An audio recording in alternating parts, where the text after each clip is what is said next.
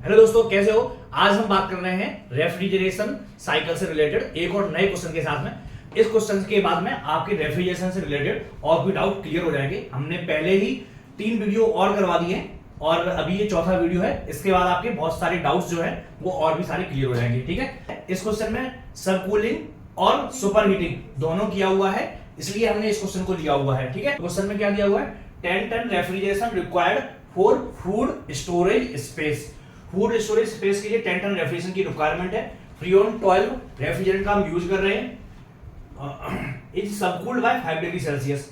इसको हम सबकूल कर रहे हैं 5 डिग्री सेल्सियस। मींस ये हमारा कंडेंसर एरिया हो गया। हम कंडेंसर में इसको 5 डिग्री और सबकूल कर रहे हैं। 30 डिग्री सेल्सियस अगर कंडेंसर का टेम्परेचर है तो हम इसको कहां तक ले जा रहे हैं, 25 डिग्री सेल्सियस तक ले जा रहे हैं। क्लियर। नेक्स्ट क्या बोला हुआ है, temperature of evaporator and condenser.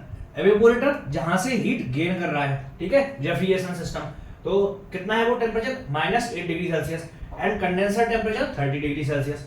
अगर कंडेंसर टेम्परेचर 30 डिग्री सेल्सियस है, देन अगर हम इसको 5 डिग्री सबकूल करेंगे तो जो एग्जैक्ट टेम्परेचर हो जाएगा कंडेंसर का वो कितना हो जाएगा, 30 - 5 = 25। Clear. Vapour is superheated to 6 degree Celsius. हमारा जो वेपर है, वेपर फॉर्मेशन कहां पे हो रहा है, एवेपोरेटर सेक्शन के अंदर। एवेपोरेटर के अंदर जैसे ही हमारा गैस वेपर आया, वेपर ने क्या किया, हीट एब्जॉर्ब किया, रेफ्रिजरेशन, जिसको हमें रेफ्रिजरेट करना है फूड स्टोरेज स्पेस से। फूड स्टोरेज स्पेस से हीट गेन करके टेम्परेचर कहां तक जा रहा है, 6 डिग्री सेल्सियस तक। क्लियर। नेक्स्ट क्या बोला हुआ है, कंप्रेसर इज 2 सिलेंडर। कंप्रेसर कितना है, 2 सिलेंडर का है, सिंगल सिलेंडर नहीं है। हमें इसको याद रखना है क्योंकि नंबर ऑफ सिलेंडर मिसिंग होने से अगर हमें वॉल्यूमेट्रिक एफिशिएंसी या वॉल्यूम फ्लो रेट निकालना है तो हमारा गलती होने के चांसेस रहेंगे, गलती हो ही जाएगी हमारी। तो हमें इसलिए नंबर ऑफ सिलेंडर को ध्यान रखना है। Single acting having stroke to bore ratio 1.5:1। ठीक है, bore stroke to bore ratio कितना दिया हुआ है, 1.5:1। ठीक है। Compressor is isentropic. कंप्रेशन कैसा है, आइसेंट्रोपिक है। मींस कंप्रेशन कौन सी प्रोसेस है, 1-2 प्रोसेस जो है, 1 से 2 प्रोसेस हमारी कैसी है, कंप्रेशन है। और हमें क्या बोला हुआ है, compression process is isentropic. Clear. Second क्या बोला हुआ है, 2 से 3 प्रोसेस कैसी है, कांस्टेंट प्रेशर हीट एडिशन। ठीक है, कांस्टेंट प्रेशर हीट एडिशन 2 से 3 प्रोसेस है। ठीक है। 3 से 4 क्या है, 3 से 4 हम एक्सपांशन वाल्व का यूज कर रहे हैं, तो कैसी हो जाएगी ये प्रोसेस, आइसोएंथैल्पिक।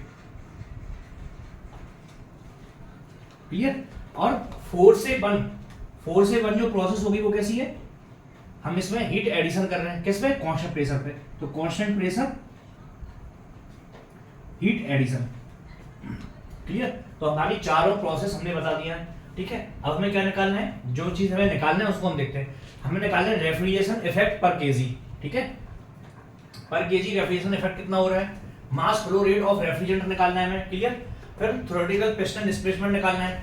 थ्योरेटिकल पावर जो डेवलप हमें देना पड़ रहा है, थ्योरेटिकल पावर वो हमें कैलकुलेट करना है। सीओपी कैलकुलेट करना है। Theoretical bore and stroke calculate करना है। ठीक है, तो सबसे पहले हम इन सभी चीजों को कैलकुलेट करने से पहले हम जो एंड पॉइंट्स हैं उनकी एंथैल्पी एक बार कैलकुलेट कर लेते हैं। एंथैल्पी कितनी आ रही है, अगर हमारे पास में एंथैल्पी आ गई तो हम सारी चीजें कैलकुलेट कर सकते हैं। क्यों, क्योंकि हम सभी को आइडियल गैस सिचुएशन मान करके हम सारा क्वेश्चन सॉल्व कर लेंगे। ठीक है, तो चलिए सबसे पहले हम क्या सॉल्व करेंगे,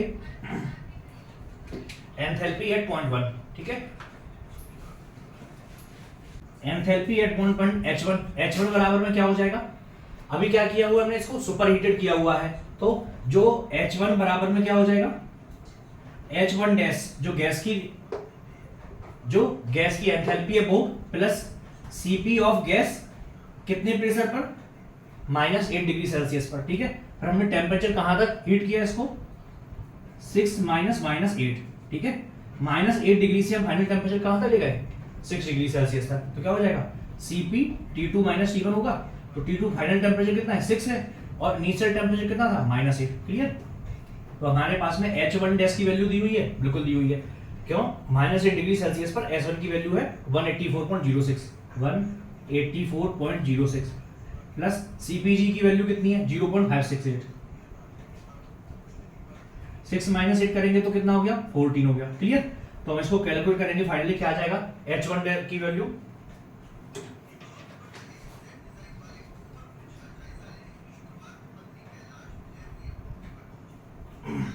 184.06 प्लस 0.568 इंटू 14, आंसर आ गया 192.01। 192.01 एक किसकी पॉइंट की एंथैल्पी हो गई, 1 पॉइंट की एंथैल्पी, कितना हो गया 192.01। ठीक है, हम याद रखना हम सभी को किलोजूल पर केजी में निकाल रहे हैं। ठीक है,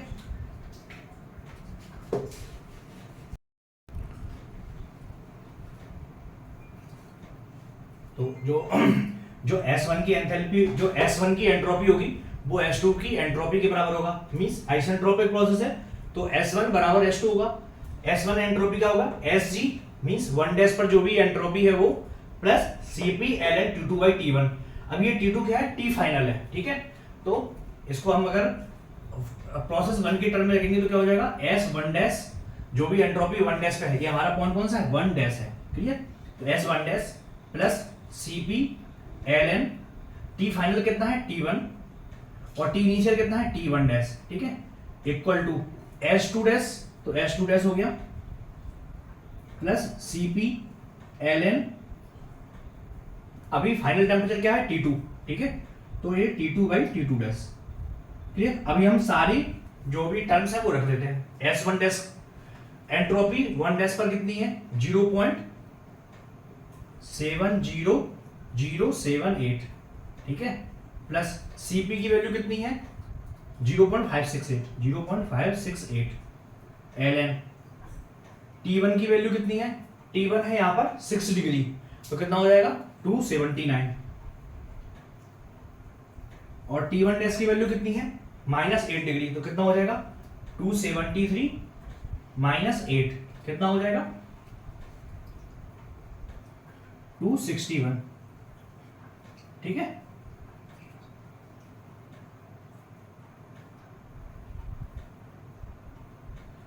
ओह 265 हो गया। क्लियर, अब S2 डैश की वैल्यू कितनी है, S2 डैश की वैल्यू Sg 0.6583 0.6853 प्लस Cp की वैल्यू, इसके लिए Cp 0.6 है। ठीक है, तो हमने 0.6 लिख दिया। T2 की वैल्यू नहीं पता, तो Cp इंटू में ln T2 की वैल्यू नहीं पता अपॉन T2 डैश की वैल्यू कितनी है 30 डिग्री सेल्सियस, कितना हो जाएगा 303। क्लियर, तो हम इसको कैलकुलेट कर लेते हैं पहले, तो कितना हो जाएगा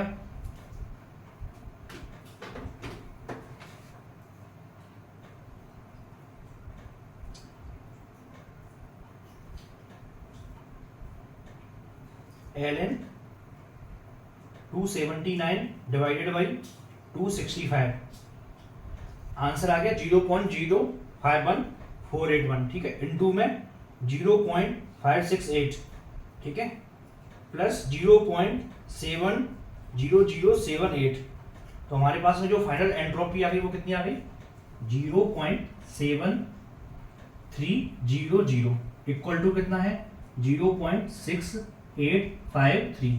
ठीक है, प्लस 0.6 का 0.6 है, ln का ln ही रहा, T2/303 होगा। क्लियर, तो हम निकालते हैं ln, अब हम ln की वैल्यू निकालें, ln T2/303 बराबर में कितना हो जाएगा, इसको हम माइनस करेंगे और इसको हम डिवाइड कर देंगे। ठीक है, इसको हमें माइनस करना पड़ेगा, तो माइनस 0.6853, ठीक है, फिर डिवाइडेड बाई 0.6, तो आंसर आ गया 0.0745। ठीक है, अब हमें क्या निकालना है, T2/303 बराबर क्या हो जाएगा, e की पावर इतना हो जाएगा, तो हम बस निकाल लेते हैं, तो क्या हो जाएगा e की पावर 0.0745, तो आंसर आ गया हमारा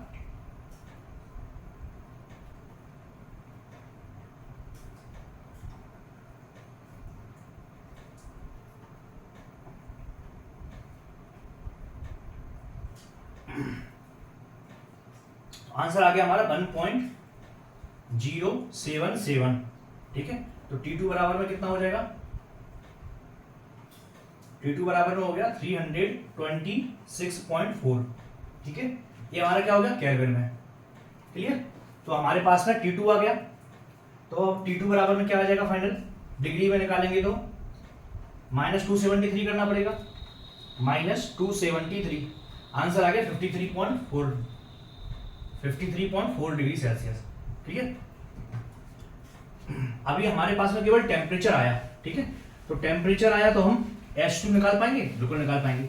तब हम H2 कैलकुलेट करते हैं, तो H2 बराबर में क्या हो जाएगा, H2 बराबर में हो गया H2 डैश प्लस Cp और T2 माइनस T2 डैश, यही हो जाएगा, क्योंकि यहां पर तक जितनी भी एंथैल्पी है वो प्लस जो हमारी सुपर हीटेड के कारण जो एंथैल्पी इंक्रीज हुई है वो। ठीक है, तो H2 डैश कितना है हमारे पास में 199.62 क्लियर, 199.62 प्लस Cp की वैल्यू 0.6, T2 कितना है हमारे पास में 53.4 डिग्री, माइनस T2 डैश की वैल्यू कितनी है 30 डिग्री सेल्सियस। ठीक है, तो हम इसको कैलकुलेट करेंगे, आंसर कितना आ जाएगा हमारा,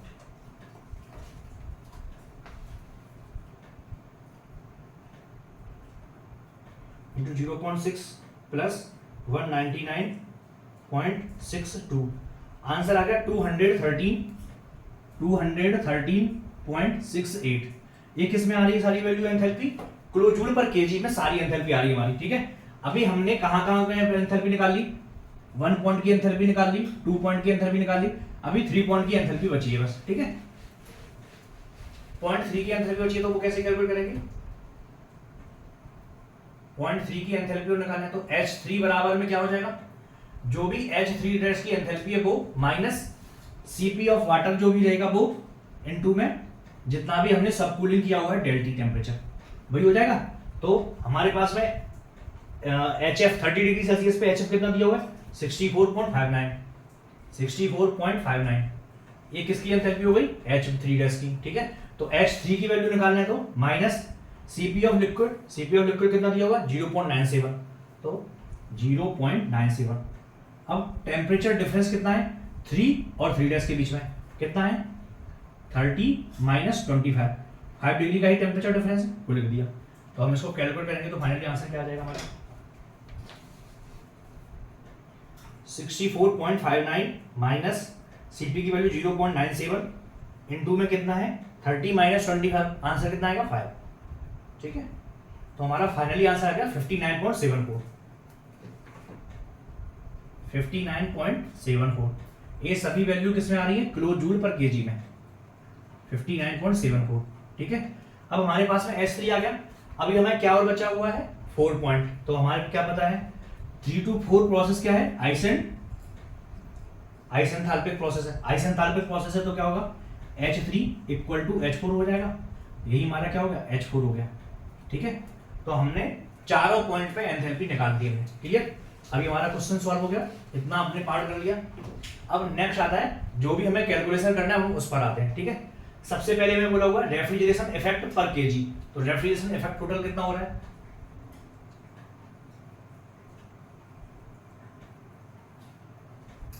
रेफ्रिजरेशन इफेक्ट कितना हो रहा है हमारा 10 टन, 10 टन हो रहा है, तो उसको क्या लिखेंगे 10 इंटू में 3.5 किलोवाट। ठीक है, तो हमारा कितना हो गया 35 किलोवाट रेफ्रिजरेशन इफेक्ट आ रहा है। अब लेकिन हमें पर केजी पे निकालना है, तो पर केजी पे कैसे निकालेंगे, तो सबसे पहले हमें कैलकुलेट करना पड़ेगा मास फ्लो रेट कितना हो रहा है हमारा, तो मास फ्लो रेट कैलकुलेट करना है तो क्या हो जाएगा, अगर हम जो भी रेफ्रिजरेशन इफेक्ट है रेफ्रिजरेशन इफेक्ट कितना है हमारा, रेफ्रिजरेशन इफेक्ट है H1 और H4, इन दोनों के बीच की एंथैल्पी ड्रॉप कितना होगा H1 माइनस H4, ये क्या है पर केजी बेसिस पे, इनटू में मास फ्लो रेट कर देंगे तो क्या हो जाएगा टोटल रेफ्रिजरेशन इफेक्ट आ जाएगा। टोटल रेफ्रिजरेशन इफेक्ट कितना है 35 किलोवाट, तो 35 किलोवाट आ गया। ठीक है, बराबर में m डॉट हमने m डॉट कर दिया, H1 माइनस H4 कितना हो जाएगा 192.01 माइनस 59.74। अगर हम पर केजी पर निकालेंगे, पर केजी पर रेफ्रिजरेशन इफेक्ट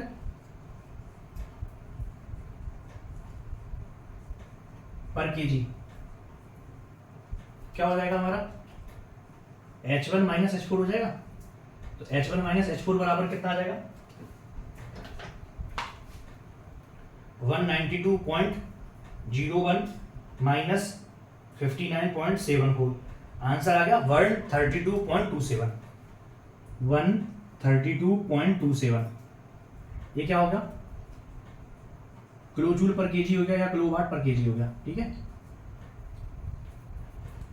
ये हो गया किलो जूल पर केजी। मास फ्लो रेट नहीं दिया हुआ हमें तो किलो जूल पर केजी हो गया। ठीक है अगर हम केजी पर सेकंड में मास फ्लो रेट निकालेंगे तो किलो वाट पर केजी हो गया। ये क्या हो गया रेफ्रिजरेशन इफेक्ट पर केजी। क्लियर। अब हमें मास फ्लो रेट निकालना है तो मास फ्लो रेट बराबर में कितना हो जाएगा 35 डिवाइडेड बाई कितना आ गया था 132.27 कितना आ जाएगा हमारा 35 डिवाइड बाई 132.27 तो आंसर आ गया 0.265। ये क्या हो जाएगा हमारा refrigeration effect. Mass flow rate है तो केजी पर सेकंड में आया है हमारा। अगर हमारा केजी पर सेकंड में आया इसको मैं मिनट में कन्वर्ट करना है तो क्या करना पड़ेगा 60 का मल्टीप्लाई करना पड़ेगा।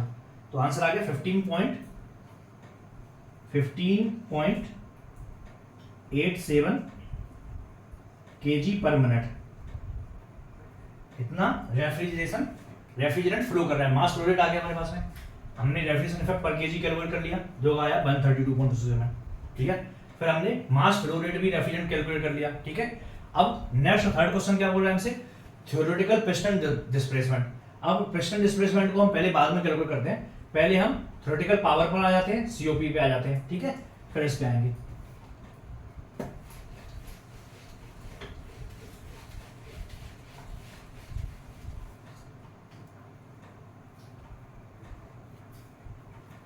तो H1 माइनस H4 बराबर में कितना आया था 132.27। ठीक है और जो मास फ्लो रेट आया वो कितना आया हमारा मास फ्लो रेट आया 15.88 केजी पर मिनट। ठीक है जो हमारा मास फ्लो रेट रेफ्रिजरेटर का है वो आ गया क्योंकि इसकी हमें जरूरत पड़नी है और हमारे पास नहीं आ गया। ठीक है अभी हमें क्या निकालना है सीओपी। अगर हम सीओपी की बात करें तो सीओपी क्या होगा सीओपी होता है हमारा रेफ्रिजरेशन इफेक्ट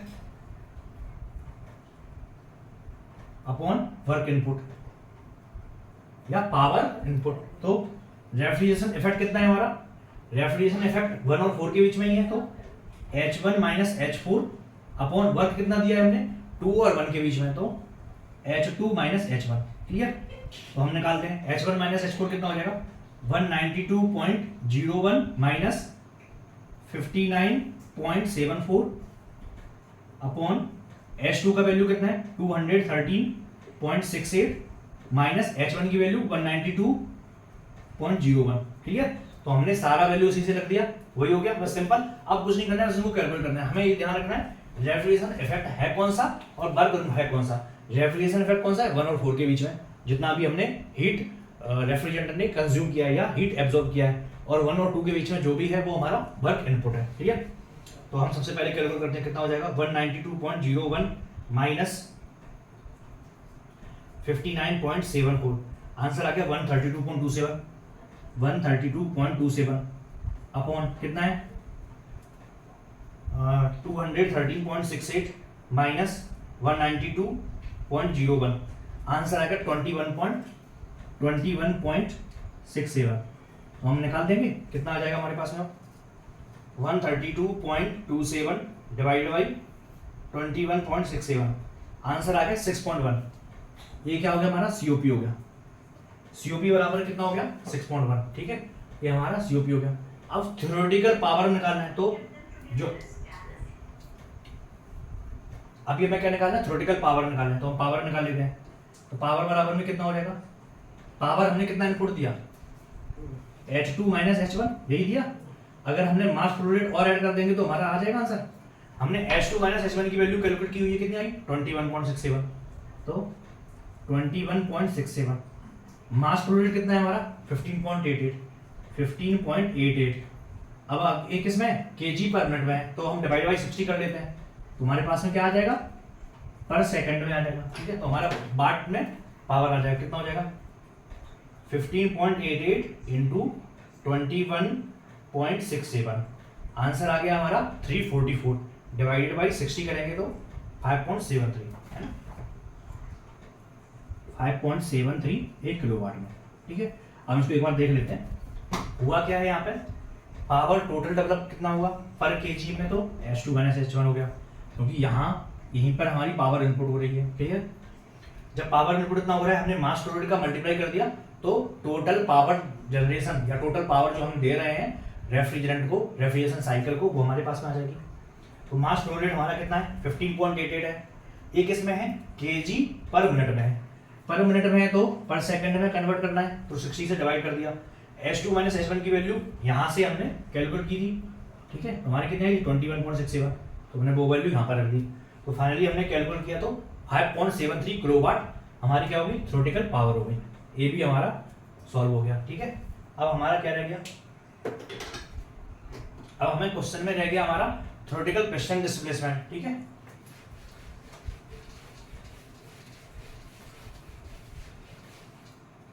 अब हम आते हैं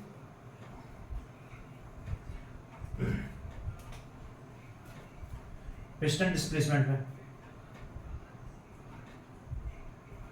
पिस्टन डिस्प्लेसमेंट की बात करने से पहले हम बात करते हैं पॉइंट 1 की।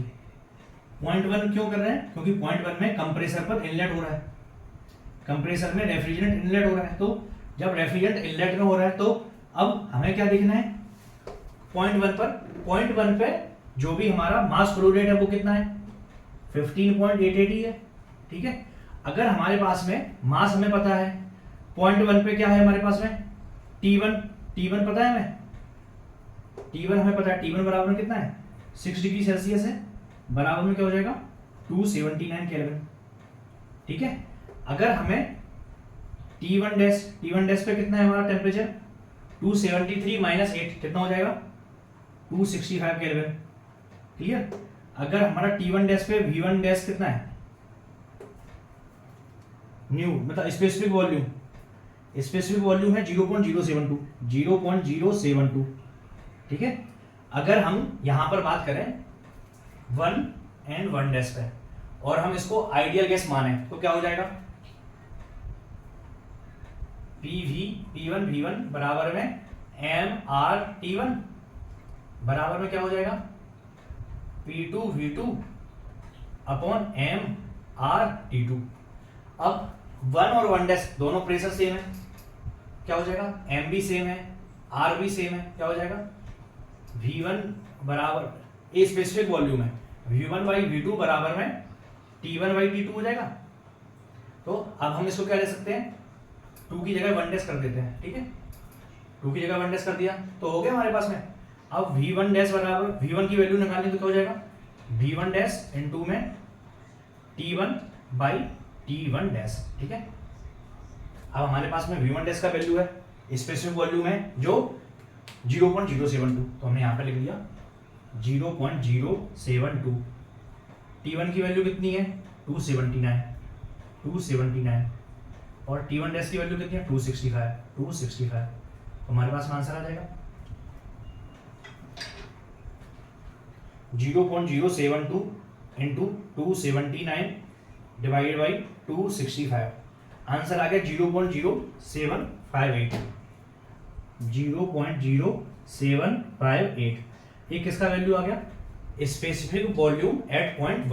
क्लियर, तो अगर स्पेसिफिक वॉल्यूम आ गया, स्पेसिफिक वॉल्यूम किसमें होता है पॉइंट 1 पे है, स्पेसिफिक वॉल्यूम किसमें होगा मीटर क्यूब पर केजी।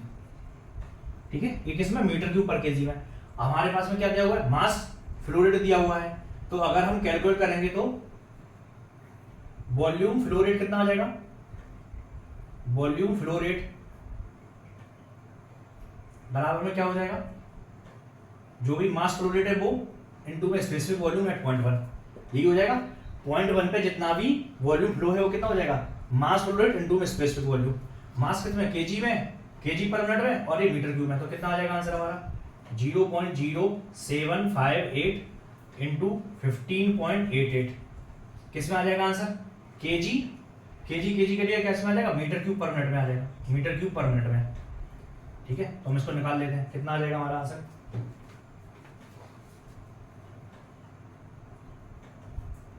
0.0758 इंटू 15.88, आंसर कितना आ गया 1.2037 मीटर क्यूब पर मिनट। क्लियर, ये हमारा क्या हो गया वॉल्यूम फ्लो रेट हो गया। क्लियर, अभी हम बात करते हैं सिलेंडर के लिए। अब अगर हमारा डुअल सिलेंडर है, ठीक है, क्या दिया हुआ है, 2 सिलेंडर है, डुअल सिलेंडर, एक आरपीएम में, सिंगल आरपीएम में कितना डिस्प्लेसमेंट हो रहा है या कितना वॉल्यूम फ्लो हो रहा है, कितना हो जाएगा π/4 d² इंटू में एल। डी क्या है बोर, डी क्या होता है बोर डायमीटर, और एल क्या है स्ट्रोक। क्लियर, अब π/4 d² है, ये किसका होगा एक सिलेंडर का, लेकिन नंबर ऑफ सिलेंडर कितने हैं 2। अब ऐसे ही हमारा आरपीएम अभी एक है, एक के लिए कितना है n आरपीएम होगा तो इनटू में n हो जाएगा।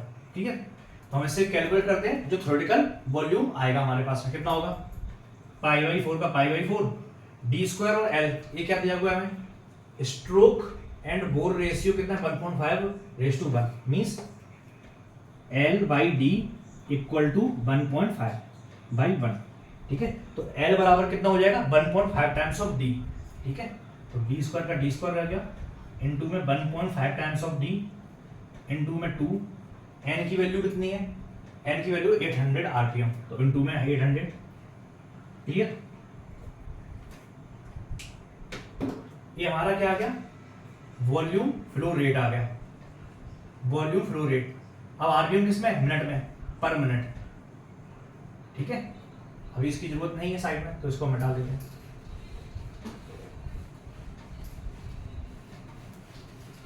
तो जो वॉल्यूम फ्लो रेट है पर मिनट में वो हमारा इतना आया, और हमने कितना निकाला इतना निकाला, तो 1.2 दोनों को बराबर रख देंगे। ठीक है, तो हमारा कितना हो जाएगा 1.2037 इक्वल टू π/4 d³ इंटू में 3 इंटू में 800, ये हो जाएगा। तो हम d³ की वैल्यू निकाल लेते हैं, d³ बराबर कितना हो जाएगा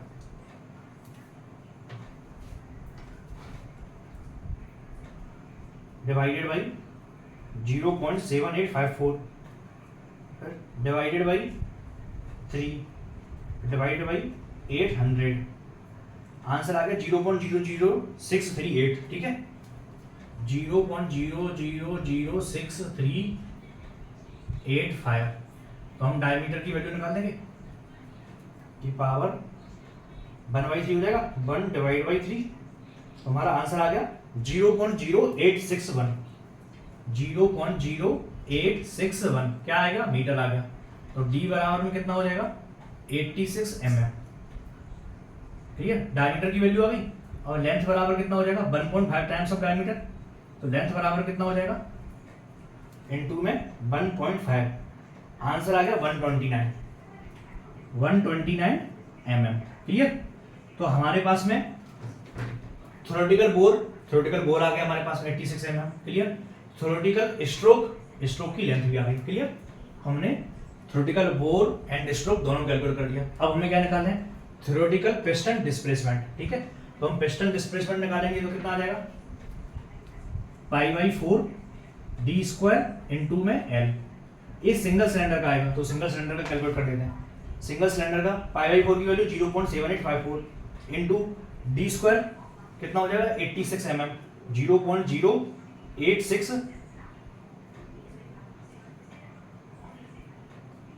की पावर 2 इंटू एल की वैल्यू 0.129, आंसर आ गया 0.0075, 0.00075।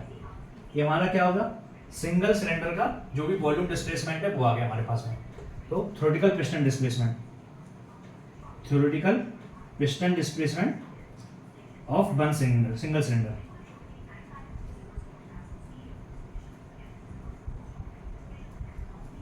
ठीक है, तो होप आपको ये वीडियो बहुत अच्छे समझ में आया होगा। इसमें क्वेश्चन में सब कूलिंग और सुपर हीटिंग दोनों ही दिया हुआ है, तो दोनों ही कंडीशन में आपने हीट ट्रांसफर कैलकुलेट कर लिया, रेफ्रिजरेशन इफेक्ट कैलकुलेट किया, पावर कैलकुलेट किया, सीओपी कैसे कैलकुलेट करना है वो भी देखा। कॉम्प्लेक्स क्वेश्चन को सॉल्व किया हुआ है, तो इससे आपके सारे के सारे कॉन्सेप्ट्स रियलाइज हो गए होंगे और एक बार आपको फिर से पता चल गया होगा क्वेश्चन को कैसे सॉल्व करना है। अगर आपको वीडियो बहुत अच्छा लगा है तो इससे रिलेटेड और भी सारे वीडियो दिए हुए हैं। मैंने बहुत ही लिमिटेड वीडियोस करवाए हैं जिससे कि आपका सारे के सारे कॉन्सेप्ट रिवाइज हो सके। तो आप उन प्रीवियस वीडियोस को जरूर देखिएगा जिससे आपके और कॉन्सेप्ट रिवाइज हो। और अगर आपको वीडियो अच्छा लगा है तो वीडियो को लाइक जरूर कीजिए।